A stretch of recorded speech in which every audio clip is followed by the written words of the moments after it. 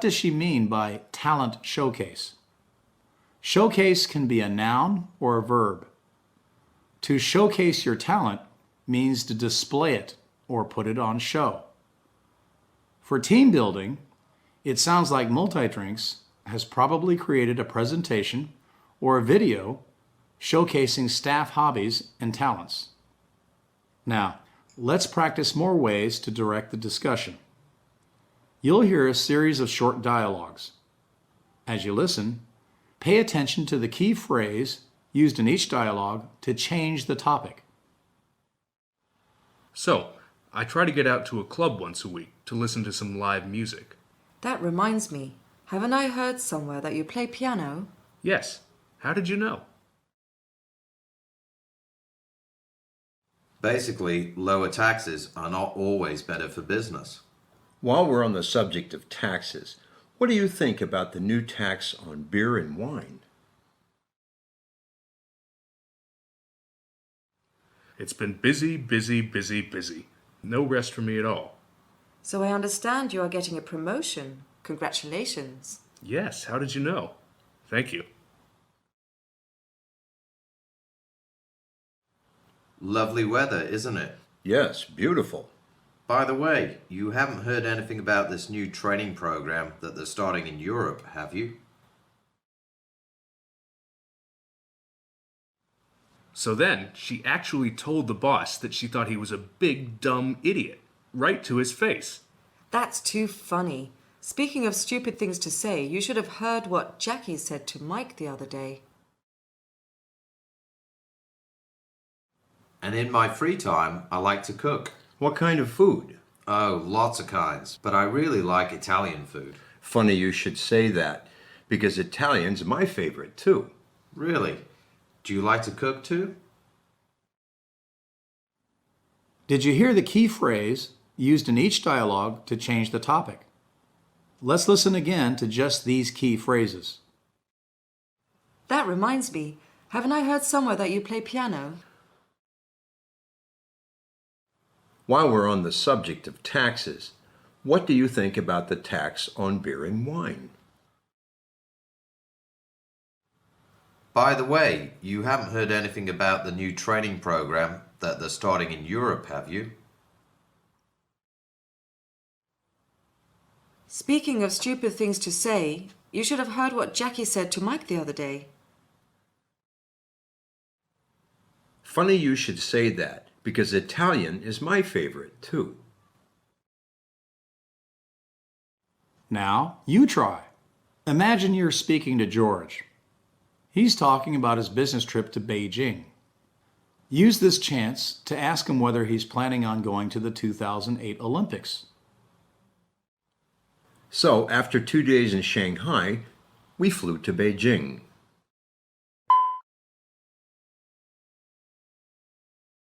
How did you do? Listen to a possible answer.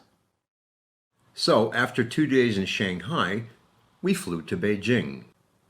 Speaking of Beijing, how about the 2008 Olympics?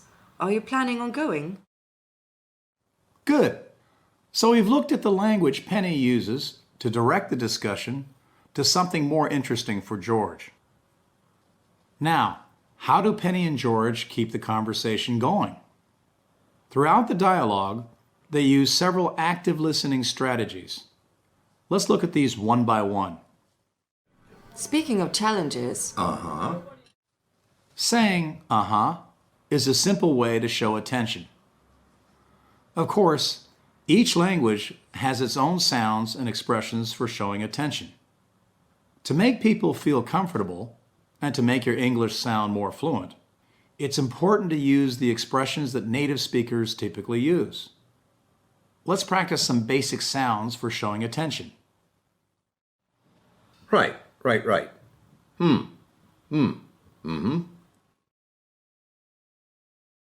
Sure. Uh-huh. Uh-huh. Uh-huh. yes, yeah, uh-huh. How does that feel? If you're not already used to making these sounds, uh-huh, mm-hmm, yeah, It can feel pretty strange.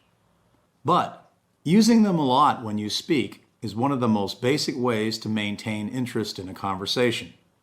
There are also many other ways. As the dialogue continues, how does Penny show active interest in what George is saying? Did you really run a marathon? I sure did. Nearly killed me. What was it like? What was it like? Is one of the best questions you can ask to keep a conversation going. As an open question, that just means, how was it? Tell me something about it. This gives your partner a lot of freedom to respond. Well, it was tough. I trained for a year. A year? Did you really? That's a long time. How about the actual marathon? How did that feel? Here, Penny uses several strategies. She echoes the word year. Echo means to say again. After using the echo word a year, she uses an echo question. Did you really? Then she finishes with an open-ended question. How did that feel? Each of these techniques is good used on its own. They are also often used in combination, as you'll hear now in some examples. First, an echo word, then an echo question, then an open-ended WH question. I went to Bali last week. Bali, did you really? What was it like? Serena's getting married. Married? Is she really? When? We had 10,000 sales last month. 10,000? Did we really? What's the total amount? In addition to these strategies, Penny has one more great way to keep the discussion going. How about the actual marathon? How did that feel? Well, towards the end, I thought I was going to die. You poor thing. It's not really such a big deal. Lots of people run marathons. You poor thing is a personal comment. Reacting personally is another important way to maintain interest by listening actively. In this case, Penny is showing sympathy or empathy with George. What does George mean by, it's not really such a big deal? This is an idiom meaning that something is not extraordinary. It doesn't deserve a lot of attention. George is being modest about his marathon. What other types of personal reactions can you make? There are many. You can show interest. Really? How about that? That sounds interesting. Surprise. No way. You're kidding me.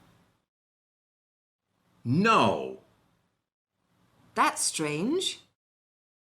Good heavens. Dude. The last one, dude, is an informal American expression of surprise. Dude is also used as an informal form of address, usually among friends. You can also react to something that is not surprising. Mm-hmm. That's not a surprise. Typical. I'm not surprised. It's always that way, isn't it? Here are some ways to show pleasure. Really? Fantastic. Great. Wonderful. Terrific.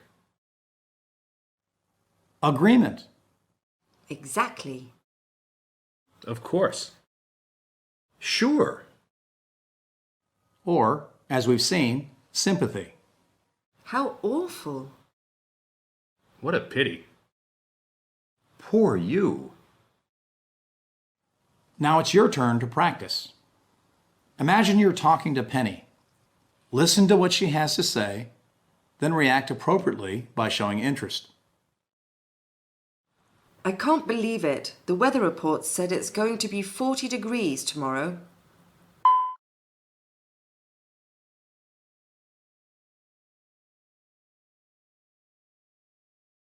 Now, listen to a possible answer. I can't believe it. The weather report said it's going to be 40 degrees tomorrow. 40 degrees? Did it really? No way. How long is it going to last? Now try with George.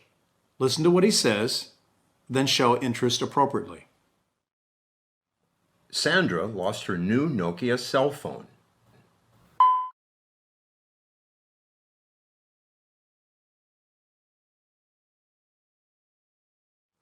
Listen to a possible answer. Sandra lost her new Nokia cell phone. Her new Nokia? Did she really? How awful. Where did it happen?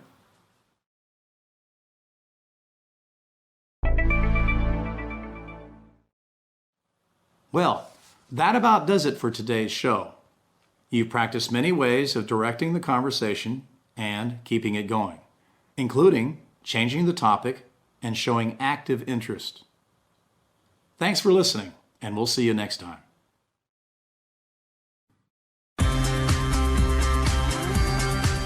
You're listening to Business English Pod, the business English podcast for professionals on the move.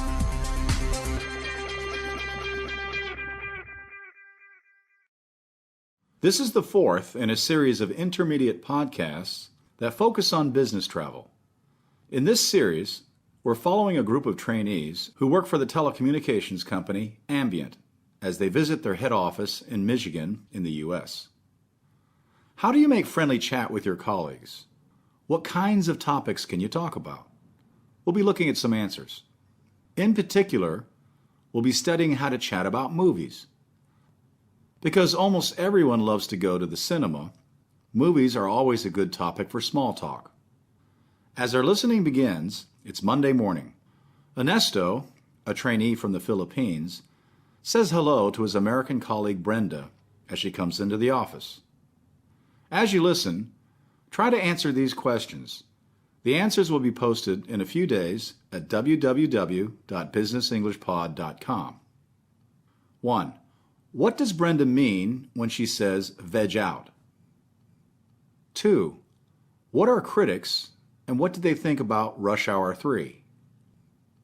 And 3. How does Brenda like her coffee?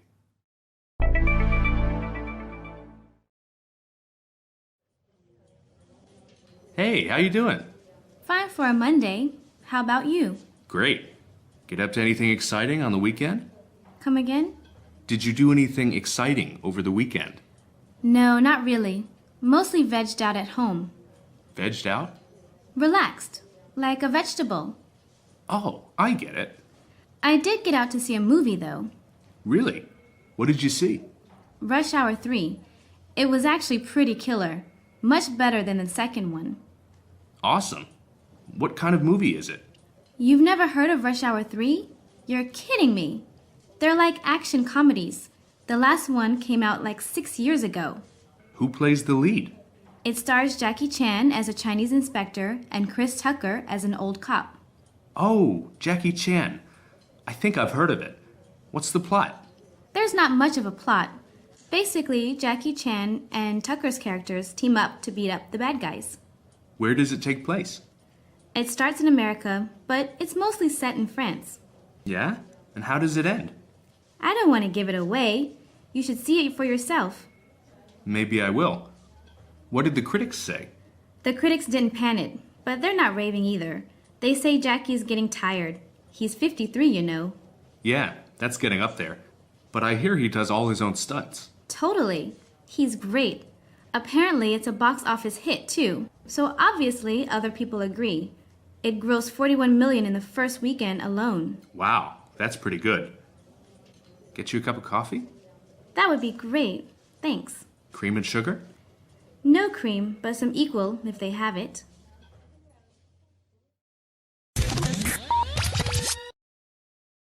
The first thing you notice about Ernesto and Brenda is that their language is quite informal, so they obviously already know each other. Ernesto starts their conversation with an informal greeting. Hey, how you doing? Fine for a Monday. How about you? Great. Saying ya instead of you sounds more casual. Also, Ernesto changes the sound to in doin'. This also sounds more informal. Similarly, Brenda melts her words together in an informal style. Instead of pronouncing carefully, "How about you?" she just says, "How about you?" What does Brenda mean by fine for a Monday? She means, considering it's a Monday, which is nobody's favorite day, I'm doing fine. How you doing is one kind of informal greeting. What are some others? How you doing? What's up? Hey, dude, how's it going? Morning, mate. You look like you could use a cup of coffee. Hi, Sandy. How was the traffic this morning? How do you respond to these greetings? After "how you doing," you can say "great" or "not bad, how about you?" or "how about yourself?" After "what's up," we usually say "not much, you?" What happens next? Get up to anything exciting on the weekend? Come again? Did you do anything exciting over the weekend? The first time, Ernesto uses a typically British English expression. Get up to anything on the weekend? When Brenda doesn't understand, he uses an American expression. Did you do anything exciting over the weekend? He could also have said, what did you do over the weekend? How does Brenda respond? No, not really. Mostly vegged out at home. Vegged out?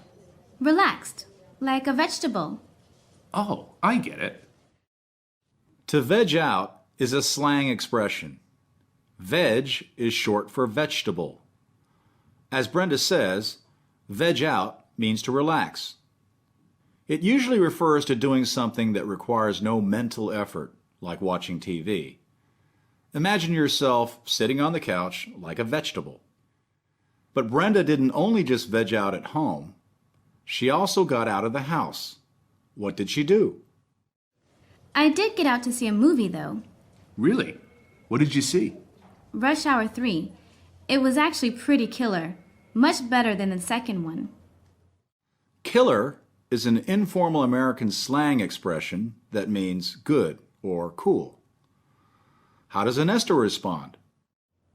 Awesome. Awesome is another case of informal slang. It means great. Ernesto is just acknowledging that he's listening to Brenda and encouraging her to continue talking. He guides the conversation with a question. What kind of movie is it? This is a way of asking about the genre or type of movie. What are some common ways of asking or responding to questions about genre? What kind of show is it? It's a comedy. It's a sci-fi story. It's a horror film. It's an action movie. It's a romantic comedy. Sci-fi refers to science fiction, stories about the future. Other genres are romances or westerns. What kind of movie is Rush Hour 3? You've never heard of Rush Hour 3? You're kidding me. They're like action comedies. The last one came out like 6 years ago. Notice the use of like. This is a common informal use of oral English. She's not sure exactly what genre the Rush Hour movies belong to, so she says, they're like action comedies. Ernesto does a good job of keeping the conversation going. What's the next question? It stars Jackie Chan as a Chinese inspector and Chris Tucker as an old cop. The lead means the starring role. In this case, there are two stars, Jackie Chan and Chris Tucker.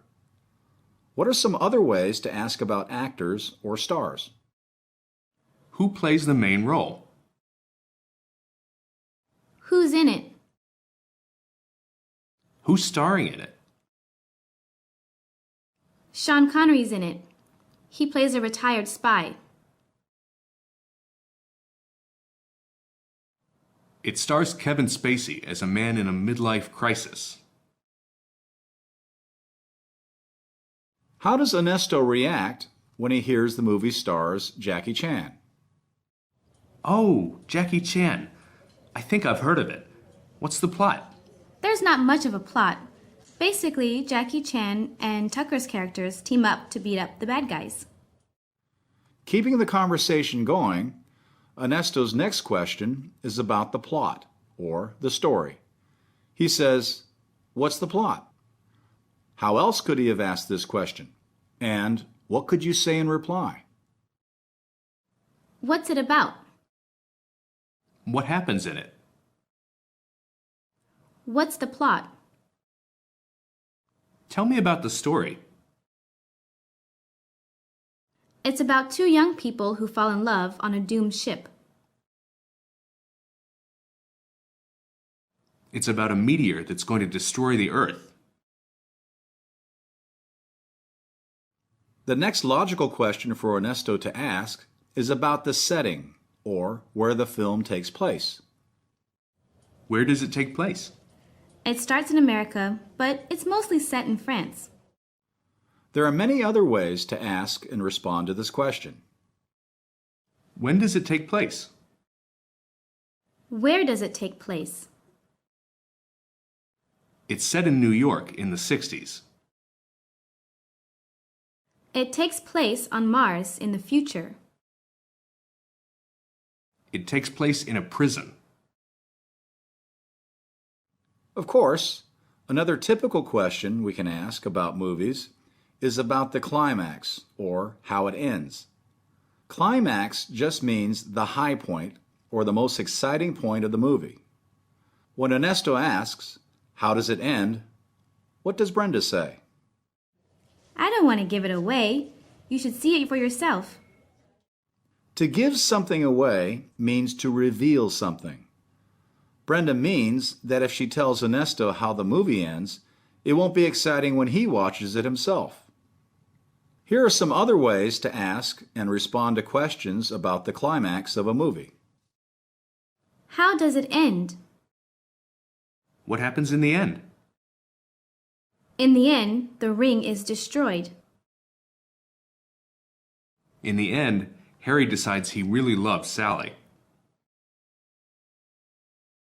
A further small talk question that we can use in a discussion about a movie is to talk about how the critics responded.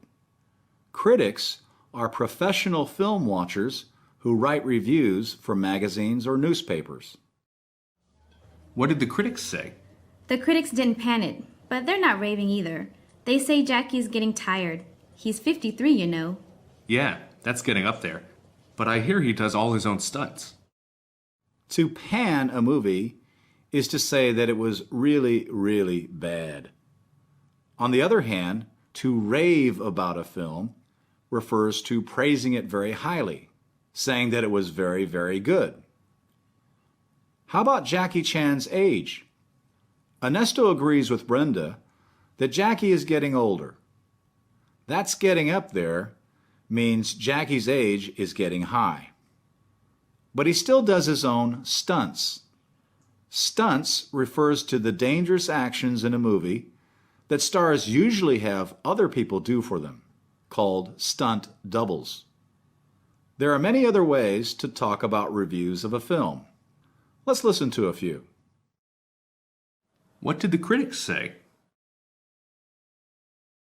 What kind of reviews did it get? The critics panned it. The critics raved about it. It got great reviews. It got lousy reviews. Lousy means really bad. Finally, how does the dialogue finish off? Brenda agrees that Jackie Chan is remarkable because he does all of his own stunts. Totally. He's great. Apparently, it's a box office hit, too. So obviously, other people agree. It grossed 41 million in the first weekend alone. Wow, that's pretty good. Here, totally is another informal American expression. Used this way, it signals agreement. Box office means ticket office, and hit means success. so a box office hit is a movie that sold a lot of tickets. At the end of the dialogue, Ernesto offers to get Brenda a cup of coffee. How does she like it? Get you a cup of coffee? That would be great. Thanks. Cream and sugar? No cream, but some equal if they have it. Brenda doesn't take cream and sugar in her coffee. Instead, she prefers equal, which is a sugar substitute with no calories. Now it's your turn to practice some of the expressions we've learned today. Imagine you're coming into the office on a Monday morning, like Brenda. Your colleague will greet you. Respond appropriately. After each exercise, you'll hear an example answer. Good morning. How you doing? Fine. Get up to anything on the weekend? Answer. Good morning. How you doing? Not bad. How about yourself? Fine. Get up to anything on the weekend? No, I just vegged out. You? Hi, what's up? Okay. Do anything exciting over the weekend?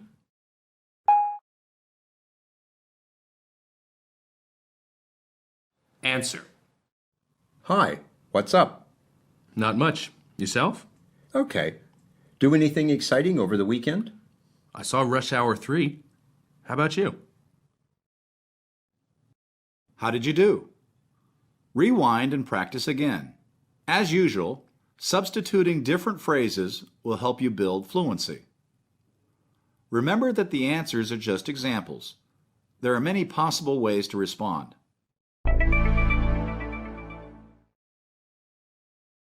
That's all for this episode.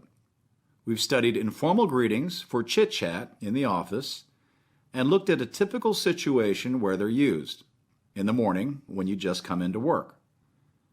In addition, we've learned how to chat about movies, which is a favorite small talk topic. We've also looked at some great informal slang expressions, such as totally, killer, and vegged out. Be sure to check out the online learning center at www.businessenglishpod.com. There are plenty of further practice activities there as well. Also, don't miss the study notes for this and other episodes. There, you'll find full transcripts, vocabulary, and exercises. Thanks for listening. Take care. Want to get more out of Business English Pod? Then go to www.businessenglishpod.com and sign up as a premium member. Premium members can access detailed study notes and the new Phrasecast to practice all the useful language we featured today.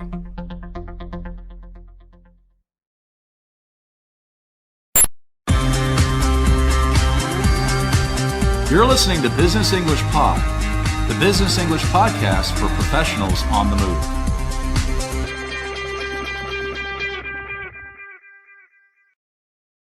Hello again, and welcome back to Business English Pod.